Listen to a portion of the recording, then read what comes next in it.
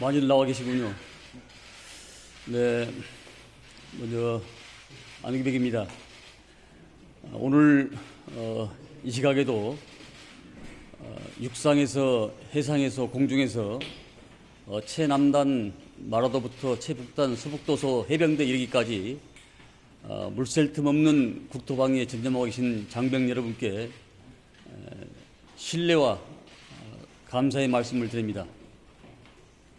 저는 오늘 64년 만에 문민 국방장관 후보자로서 이 자리에 섰습니다. 2008년부터 오늘에 이르기까지 국방위 간사, 국방위원장, 동시에 지난 40여 년 정치권에 몸담으면서 여러 가지 익혔던 노하우와 경험을 살려서 참 국방, 진정한 국방, 국민의 군대로 재건하는 데 온 힘을 쏟겠다는 말씀을 드립니다. 향후 제가 문민장관으로서 이제 시작이 된다면은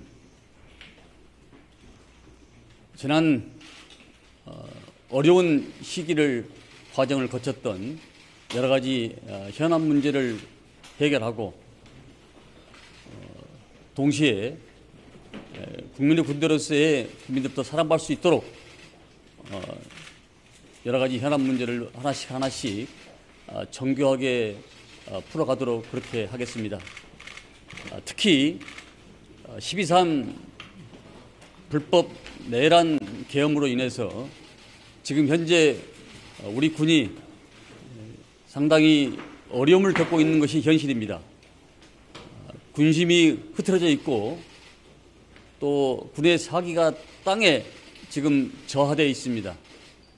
저는 이 문제를 살리는데 모든 역량을 쏟아붓겠다고 생각을 합니다.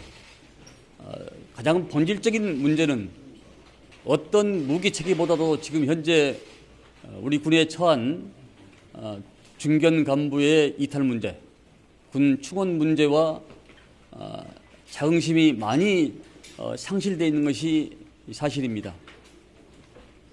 자긍심은 자신감에서 나오고 그 자신감을 살려줘야만이 우리 군의 사기가 우리 병영에서 정말 신명나고 신바라남는 그런 군대가 될 것으로 저는 확신하고 있습니다.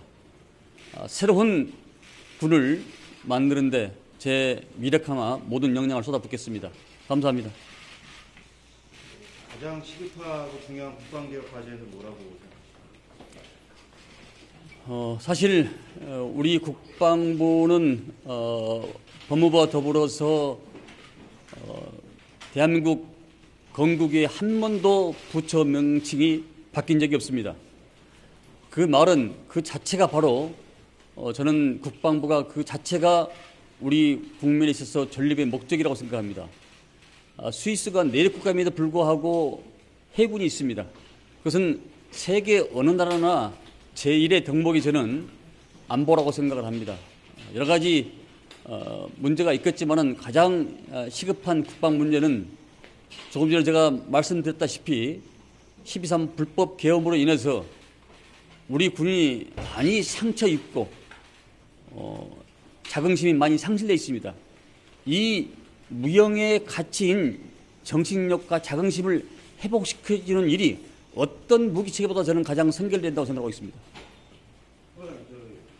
취임하시면 가장 시급하게 하셔야 될 일 중에 하나가 군 수뇌부 인사일 것 같은데요.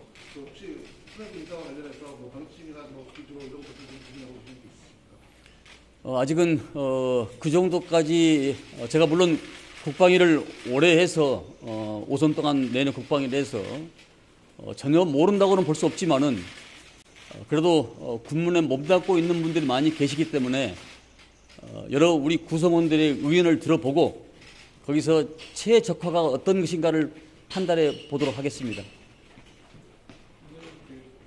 미국 트럼프 이기 행정 들어서 주한미군 연락 지역 비용 확대라든지 방위비 인상 이런 문제들이 지금 불거지고 있는데 앞으로 어떤 원칙을 가지고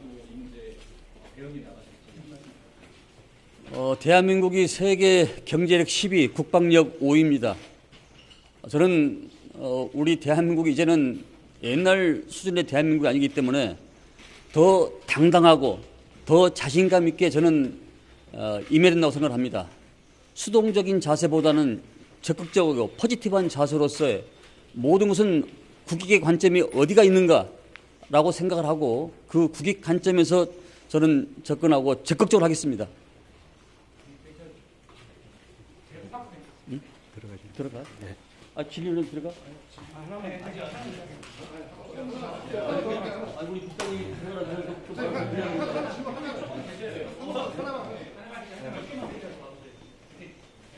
대포 확성기 방송 중단 이후에 군리군 남북 군사학에 대한 이야기가 계속 나오고 군리군 남북 군사학에 대한 이야기가 계속 나오고 있는데 그 이에 대한 입장이 어떠신지 궁금합니다. 네, 전쟁 중에도 대안을 합니다.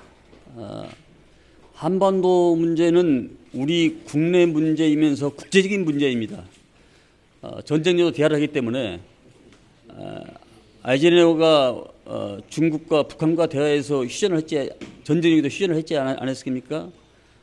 소련도 닉슨이 개혁 개방화 길로 대화를 통해서 이끌지 않습니까? 저는 대화가 가장 먼저 중요하다는 생각을 갖고 있고, 그리고 이 문제에 대해서는 지난번에 평창 동계 올림픽도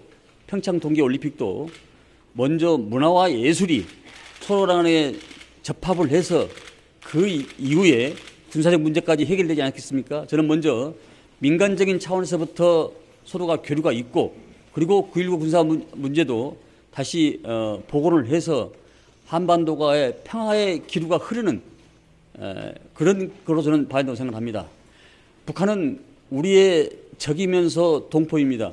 그래서 저는 항상 그런 두 가지 시선으로 어떤 멀티트랙, 다양한 정교한 그런 방법으로 북한을 바라볼 수밖에 없다. 그래서 저는 9.19 군사 합의도 다시 원점에서 재검토를 해야 된다고 그렇게 생각을 갖고 있습니다. 원점 재검토는 복원이 필요하다는 입장이시죠? 그러니까 지금 바로 복원하는 것보다는 상황과 또 여러 가지 여건 이런 것들을 조합해 보면서 어떤 것이 가장 평화로운 방법인가, 어떤 것이 남북이 평화롭게 살 수 있는 방법인가, 이 문제를 최적화시키겠다, 그런 말씀으로 이해해 주시면 될 것 같습니다. 미국의 방위비 5% 증액 요구에 대해서 우리가 증액을 할 수 있는 여력이 있다고 보시는 문제하고요. 그리고 지금 12.3 계엄 반중 세력에 대해서 내란 특검 외에 국방부 자체적으로 어떤 조사를 할 계획이 있으신가요? 저는 어떤 사건과 이거에 대해서는 조금 전에 홍 기자님이 말씀했다시피 조직의 문제가 아니라고 사람의 문제라고 생각을 하고 있습니다. 우리가 6.25 전쟁, 일제 36년 6.25 전쟁, 61년 5.16 군사 쿠데타, 12.12 군사 반란, 이걸 보면은 역사의 과거에 대한 정리가 없었기 때문에 계속 현대의 문명사회에 살고 있으면서도 이런 일이 계속 반복돼서 일어난다라는 생각을 저는 개인적으로 갖고 있습니다. 따라서 이 문제에 대해서 척결 없이 간단하게 소독약만 뿌리고 봉합하고 하면은 또 다른 골마 터지는 아픔이 있다. 그래서 도려낼 부분은 도려내고 그래야만이 거기서 새살이 나온다고 생각을 하고 있습니다. 따라서 사실 우리 군대는 예전 군대하고 달랐습니다. 예전 군대하고 달랐기 때문에 결국은 12.3 내란 계엄이 실패한 거 아니겠습니까? 저는 그런 차원에서 접근해서 봤을 때 신상 필벌의 원칙에 의해서 잘한 사람들은 상을 주고 잘못한 사람들은 거기에 대한 어떤 죗값을 저는 치러야 한다고 생각을 갖고 있는 것입니다. 따라서 그 문제는 제가 내란특별 진상조사위원장을 맡았기 때문에 깊숙이 잘 알고 있습니다. 그 부분에 대해서 여러 가지 방법과 또 여러 가지 그것을 갖춰 나가도록 하겠습니다. 감사합니다.